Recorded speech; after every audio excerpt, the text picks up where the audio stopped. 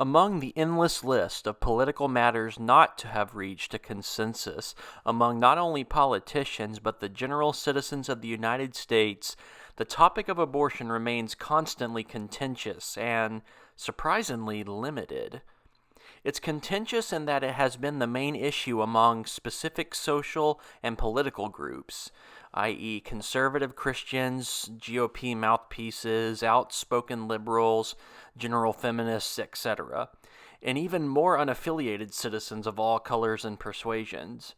However, the few reasons one supports or opposes abortion have always been strangely narrow and, dare I say, nascent.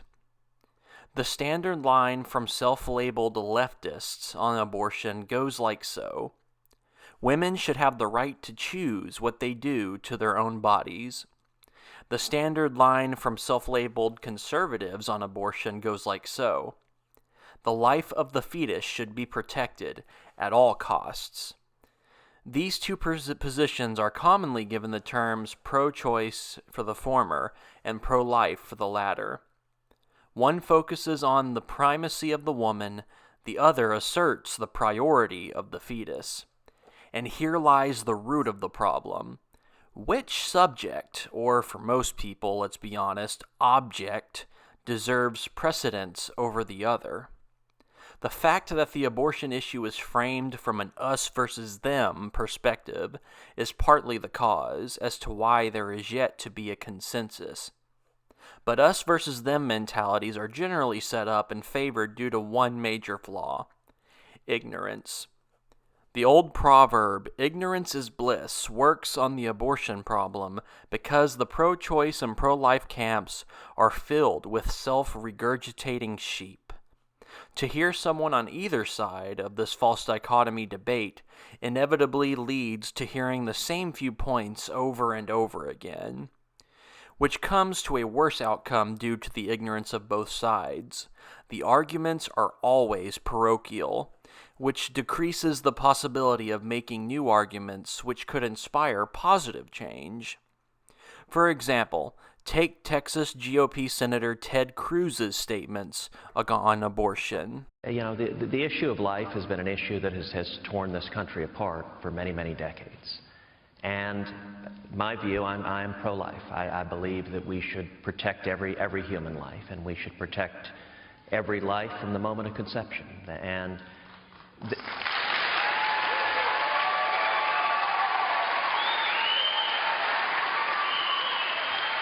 so far, so typical. Cruz's position fits in the general conservatives' attitude on abortion. As for examples of the typical leftist talking points, all one needs to do is go on Twitter and follow one of their favorite politicians on the left, or even their favorite commentators on the left, and see how they view abortion rights. But in order to reach a sound conclusion to the complex issue of abortion, one must not be tempted by the loud majority of the pro-life or pro-choice voices. Rather, one should strive to do a meticulous examination of what abortion is, its history, how it's performed, the science of fetal development, and how and why it has been politicized. And with all this in mind, let's take a walk in the past. Abortions have been happening since there have been humans, and this should not come as shocking, considering self-aware animals are capable of using their own cognitive reckonings to either suffer through those 9 months of hormonal swings and bodily fluctuations, or they could take a sharp object to prematurely eject the fetus. These are merely descriptions of what the human female has been doing for thousands of years and still counting. The earliest known written record detailing abortion comes from Egypt in the year 1550 BCE, otherwise known as the Ebers Papyrus. It documents a plethora of medical uses for various ailments, as Professor G. Elliott Smith confirms, specifying the names of the drugs, the quantities of each, and the method of administration. Smith goes on to write that the papyrus is a mishmash of different writings spanning as far back as the 12th and 13th dynasties of Egypt, perhaps even further back. In other words, the papyrus is most likely the result of the writing down of primordial and folkloric medical practices saved and learned over multiple generations in Egypt, which implies something all the more foundational in the history of abortion practices. They spread. Much like the Ebers papyrus, the Torah is unequivocally a compilation of multiple different written sources, rewritten and redacted over many generations by unknown authors. Modern scholarship, beginning and constantly updating since the work of Julius Wellhausen's Prolegomena to the History of Ancient Israel, discerns 4 distinct strands throughout the Torah, otherwise known as the Pentateuch or the 5 books of Moses. There is the Yahweh source, J for short, the Elohim source, the priestly source, and the Deuteronomist. The scholarly consensus maintains that whoever wrote the books of Genesis, Exodus, Leviticus, Numbers, and Deuteronomy, they were working at different points in time, using separate sources at their disposal, and, this is key, for distinct ideological reasons. Anyone who is minimally cognizant of how one rhetorical style can differ from another should be able to differentiate the sources throughout the Torah. For example, take Genesis chapters 1 and 2. Chapter 1 begins with the now ever classic opening. In the beginning, God created the heaven and the earth was without form and void, and darkness was upon the face of the deep, and the Spirit of God moved upon the face of the waters. And God said, "Let there be light," and there was light. The Hebrew word Elohim translates into English as God. It's important to know that in its original context, Elohim doesn't mean what the average Christian might suspect. The supreme God, God of all things, the Christian God, the God of Israel, none of those. But rather, it refers to divine beings, but generally used as a plural of majesty, cognate with El, the high god of the Canaanite pantheon.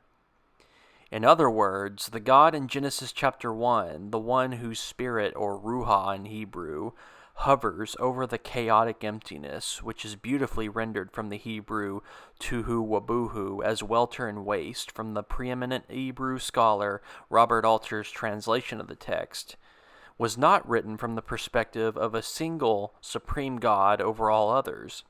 As Herbert Marx clarifies on the primeval creation in Genesis 1, the priestly account of creation is neither a historical narrative nor a scientific speculation, but a cosmic poem celebrating God's power over space and time. So, if the God in Genesis chapter 1 isn't what will later be called the God of Israel, where does he appear in the primeval creation narrative? No worries, he shows up, but in chapter 2. Yes, there are 2 creation threads in the Genesis story. The one in Genesis chapter 1 is known as the priestly account because of its symmetry of parataxis syntax and for its vision of a transcendent God who speaks things into being. Chapter 2, however, contains a creator who, unlike the transcendent creator, in the words of Robert Alter, works as a craftsman, fashioning yatsar instead of bara, create, blowing life breath into nostrils, building a woman from a rib. And up the following is the Genesis chapter 2 account.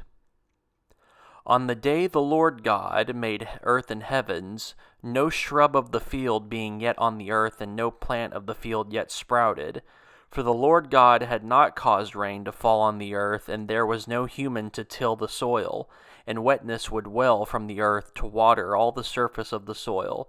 Then the Lord God fashioned the human, humus, from the soil, and blew into his nostrils the breath of life, and the human became a living creature. And the Lord God planted a garden in Eden, to the east, and he placed there the human he had fashioned. Hopefully one recognizes the stark contrast between the first creation account from the second. Despite the differences in syntax, the nature of the creators is unmistakably dissimilar. The God, Elohim, in the first chapter speaks things into being, while the Lord God, Yahweh Elohim, in the second chapter forms the human out of the stuff of the ground, and he even plants his own garden. One should also notice how the priestly account is rigorously concerned with the idea of separateness. Light separates from darkness, land separates from water, the firmament separates the upper from the lower water, day separates from night. As John J. Collins makes clear, in the priestly creation, everything must be in its proper place. The Yahwist doesn't focus on strict distinctions, and this is the crux which distinguishes the Yahwist from the priestly account. The priestly writer's God is obsessed with purity, whereas the anthropomorphic Yahweh seems more interested in roaming the Garden of Eden, eating curds from under terebinths, debating with the patriarchs on the possibilities of genocide, or confounding Moses with his enigmatic punning on his own name. With all this in mind, it's time to dive deep into the sources the Torah writers used to invent their unique, separate God from all the others. In order to understand how practices of abortion spread, one needs to become acquainted with a few ancient legal codes, the laws of Hammurabi and the Middle Assyrian laws. The earliest of these law codes are the laws of Hammurabi, documented during the Old Babylonian dynasty, which roughly is around 1728,000 BCE and 1686 BCE. It contains a myriad of casuistic laws which would influence the writers of the Torah. For example, take the Awilu, also known as free citizen law, in the following code. If an Awilu free citizen strikes a woman of the Awilu class and therefore causes her to miscarry her fetus, he shall weigh and deliver 10 shekels of silver for her fetus. The condition of this law is apparent. If a citizen causes a woman to miscarry, he shall only pay a fine. So, in the context of this code of law, a fetus does not equal the life of a fully grown citizen. Nor does a fetus equal in potential threat, for take the first law in the code. If a man accuses another man and charges him with homicide but cannot bring proof against him, his accuser shall be killed. So, penalty of bearing false witness against a neighbor results in death? No questions asked. These codes from the laws of Hammurabi sound similar, don't you think? Another documented list of laws comes from 15 cuneiform tablets from Assyria. Herbert Marx writes that the tablets found were probably inscribed for the royal library of Tiglath-Pileser I, which was around 114,000 BCE. They appear to be copies of 14th century originals. The 59 articles of Tablet A deal almost entirely with offenses against or by women. That's what Marx claims. And boy, do they. Because let's take the following code from these Assyrian laws. If a man should say to another man, "Everyone has sex with your wife," but there are no witnesses, they shall draw up a binding agreement. They shall undergo the divine river ordeal. The divine river ordeal doesn't sound too pleasing, especially for the woman accused. And let's take another code. If a man strikes another man's wife, thereby causing her to abort her fetus, a man's wife, and they shall treat him as he treated her, he shall make full payment of a life for her fetus. And if that woman dies, they shall kill that man. He shall make full payment of a life for her fetus. And if there is no son of that woman's husband, and his wife whom he struck aborted her fetus, they shall kill the assailant for her fetus. If her fetus was a female, he shall make full payment of a life only. This code sounds similar, albeit more in detail, to the code on miscarriage from Hammurabi. However, there is disconcerting nuance in this one. The man who causes a miscarriage of a male shall be killed as penalty, whereas the penalty of miscarrying a female, like the Hammurabi code, is only a fine. One gets a feeling that women weren't treated as equal to men in ancient societies. Now, with all these laws in mind, it's time to go back to the Torah.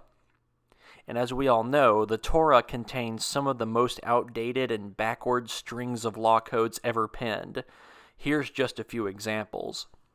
And should a man strike his male slave or his slave girl with a rod, and they die under his hand, they shall surely be avenged. But if a day or two they should survive, they are not to be avenged, for they are his money. For every one that curseth his father or his mother shall be surely put to death. He hath cursed his father or his mother, his blood shall be upon him. And if any mischief follow, then thou shalt give life for life, eye for eye, tooth for tooth, hand for hand, foot for foot, burning for burning, wound for wound, stripe for stripe. It should be acknowledged that the ever so classic eye for an eye order probably never was practiced nor interpreted literally. For the early Jewish exegetes, according to Marx, restricted it to monetary compensation, while the New Testament rejected it altogether. Nevertheless, the nature of this injunction has always left a foul, lingering stench in the air of humankind. Plus, the fundament of the law, if one is to accept these laws were intended to be followed literally, can work only at face value because the subsequent verse follows like thus. And should a man strike the eye of his male slave or the eye of his slave girl and ruin it, he shall send them off free for their eye. And if he should knock out the tooth of his male slave or the tooth of his slave girl, he shall send them off free for the tooth. The implication is that the life of a Hebrew slave is not equal to the life of a non-slave. And how else could it be? The preceding verse, Exodus chapter 21, verses 20 through 21, allows for abuse of the slave as long as they do not die. So, it's not an eye for an eye when it comes to slaves. Nor is the fetus viewed as equivalent to a human life, as the following verses will make clear. If men strive and hurt a woman with child, so that her fruit depart from her, and yet no mischief follow, he shall be surely punished, according as the woman's husband will lay upon him, and he shall pay as the judges determine. Does this law code sound familiar? If so, it should not be surprising what sources the authors of Exodus use for writing their own laws. As John Collins surmises, the laws of Exodus stand in the legal tradition of the ancient Near East. But the main takeaway from this passage should be bright as day. The life of a fetus is not the life of a grown human. If one is doubtful, they ought to read Herbert Mark's note on the verse. Although the taking of human life is a capital offense, check verses 12 through 20, the unborn child is not legally a person and so not entitled to legal protection. Check Numbers chapter 3, verse 15 note. Hence the financial compensation to be limited by the judges. So, just like the laws from Hammurabi and Assyria, the life of a fetus is paid for in shekels, not by the life for a life edict. Further elaboration comes from Mark in his note on Numbers chapter 3, verse 15. First, the verse in question. Number the children of Levi after the house of their fathers, by their families. Every male from a month old and upward shalt thou number them. Mark's note clarifies the meaning of this passage. From a month old, the age at which an infant, perhaps because of high mortality rates, assumed the status of a viable person. What constituted the viability of a male child was his potential for growing up to become a warrior for the cult of Yahweh in the wilderness. Ultimately, unless one was a male child over a month old, a fetus, and sneakily a female infant, is not considered a person in the Torah. While the life and agency of the fetus was of no concern to the priestly writers, it would surely follow that an intentional practice of abortion was believed to be permissible on suspicions of infidelity. The infamous ordeal of the bitter water owes its existence in the priestly pantheon to the laws of Hammurabi. Like the Awilu law mentioned earlier, the bitter water ritual deals with accusations of infidelity. To explain the ordeal as succinctly as possible, if an Israelite husband fears his wife has cheated on him, he is to take her before a Levite priest, who will order the accused to make a vow of being either faithful or not faithful to her husband. The accused will then drink the water, and if she was unfaithful to her husband, her belly, and this is from Alter's translation, her belly will swell and her thighs sag, and the woman shall become an imprecation in the midst of her people. Robert Alter, in his sublime translation of the Hebrew Bible, notes an important observation on the nature of these descriptions. Much futile energy has been devoted to working out what sort of medical symptoms might be indicated. Belly is often womb in the Bible, and thigh might be a metonymic euphemism for vagina, but not necessarily. In any case, something physically dire immediately happens to the guilty woman after she swallows the potion, and it happens in or around the organs of generation. If in fact she is pregnant, that could be a miscarriage, the ordeal thus becoming an induced abortion, though this remains uncertain. While I admire his nuanced assessment of how the words belly and thigh are used throughout the Bible, I find his obstinance regarding the outcome of the unfaithful wife to be a bit naive. For one, the whole ordeal involves the drinking of water that will either do nothing to the woman if she is indeed proven faithful, or will somehow cause some horrible disfigurement to her reproductive areas if she is with child. This would imply that the water, once drunk, induces some supernatural causation to the female body.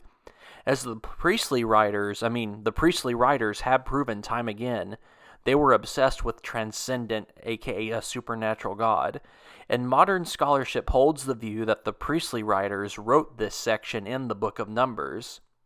So, to me, it's only rational to accept that the bitter water causes the woman to miscarry the child of the party whom she cheated with. Of course, this at the end of the day remains conjecture, mostly because one cannot know the thoughts of the author's original intent, but the logic of the bitter water inducing an abortion would fit with the rest of the Torah's positions on the fetus and the role of women in the cult of Yahweh. Thank you very much, guys. This was my first part in my abortion essay series. This is an essay I've been working on for quite a while at the time being, and this is only the first part of it.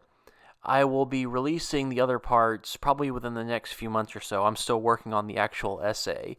I'm going to leave sources that I've actually used because, as you can see in the video, I actually put what I'm quoting from on the screen because I want you guys to know that I'm not just pulling all this out of my rectum. I just wanted to give a shout out because this is something I take seriously because abortion is one of the most controversial issues we're dealing with, and I just think not many people really know the history of it or anything. It's just kind of odd. So that's one of the main reasons I'm doing this essay, because I want to take this extremely seriously. And I hope you guys actually look into the sources that I'm providing, because this is where I'm getting all my stuff. And I think if everyone else were willing to actually be curious a little bit more, we would actually find some sort of, consensus among people, because ignorance is the cause of us being tribal.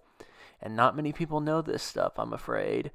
But I'm also showing you guys pictures of things that I'm actually proud of. Even though I can be extremely critical of the text of the Bible, I am a great admirer of the Torah and the Tanakh and Judaism and its religion and its people.